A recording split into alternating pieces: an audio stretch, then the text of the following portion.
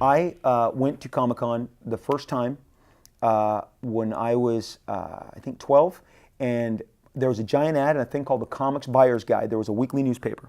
Yeah. And I had done some conventions around, they did a lot at Disneyland Hotel. So I had done a couple at the Disneyland Hotel, and they generally had one Marvel artist, one Marvel writer. And then in the comic book newspaper, I looked and I'm like, oh my gosh, there's 100 guests here. And I know all these guys, because when you follow comics, man, these are your stars. And all the people who did this, these are my heroes inside these comics. I mean, they're a big deal to me. So my dad said, I'll take you down there. I'll go on the train. We'll make a weekend of it. He took me down. We went to Comic-Con.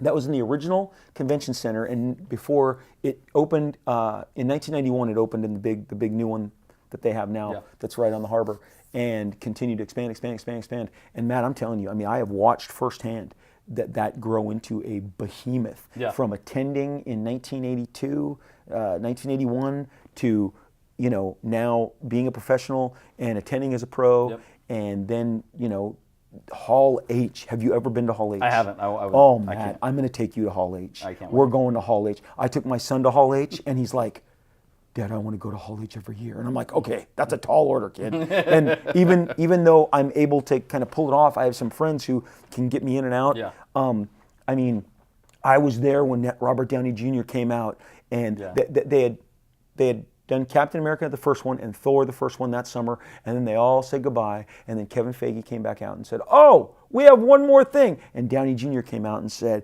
let's get to some Avenging. And he called them all out, one, boom, boom, boom, one at a time. Helmsworth, Evans, and they came back, and then Johansson and, Samuel Jackson, they all, and I was literally, my buddies will tell you, my buddies in the business, I was probably convulsing. I was like, oh my God, the Avengers, oh my God. I was like, they've been fun. Like, if you would have told little Robbie Liefeld that the Avengers were going to assemble on stage, like, I was like, oh my gosh. And I ran to dinner with some of my industry buddies. And I said, you guys, and I told them the Captain America trailer and the Thor trailer, the footage, and then boom.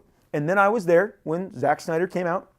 This is the one I took my son to, and he brought out Ben Affleck and Gal Gadot and Superman, and introduced them, and they showed the clips, and then George, the guy who directed, I'm blanking, Mad Max Fury Road. George Miller came out and stole the whole show, and was like, you don't really want this comic book stuff, do you? Because here's my genius whack. And you're like, oh my gosh, Mad Max. And he, my son, Dad, what's Mad Max?